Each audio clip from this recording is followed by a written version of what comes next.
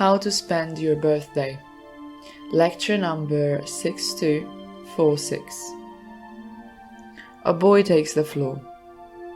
I'm drawing inspiration from the fact that today is in fact my birthday. The hall encourages him with a warm applause. Some people, he says, like to celebrate their birthday with their friends and family while being showered with gifts. Then he adds, some others, such as myself, prefer the silence of meditation. He then turns to the master and asks him if there is a better way to spend your birthday. The master smiles and highlights how most people expect to receive presents and enjoy the celebration on their birthday. But that is only common sense, claims the master, seasoned up with a pinch of gluttony. Furthermore, during the month of your birthday, it happens to come across unpleasant experiences. That is nature getting you back on the coherent path. He explains how your birthday is in fact the perfect day to be grateful.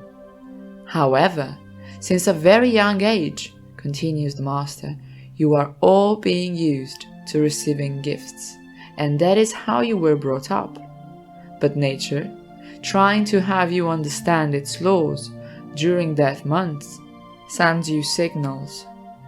At least on your birthday, try to be grateful without thinking of the presents, he says. Be grateful you are on this planet.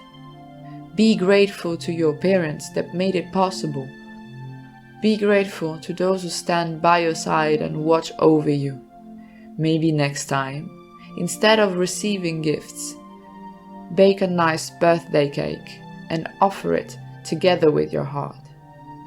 Moreover, your birthday month should be a period entirely dedicated to study. You should study, ponderate, meditate, and try to fill up your gaps during this month. The master concludes, and you should try to comprehend the reason why you came here on earth, and ask yourselves if you are living like a person who is needed by society. So you shall do. You shall behave like this for all the years to come, and elaborate on this matter year by year.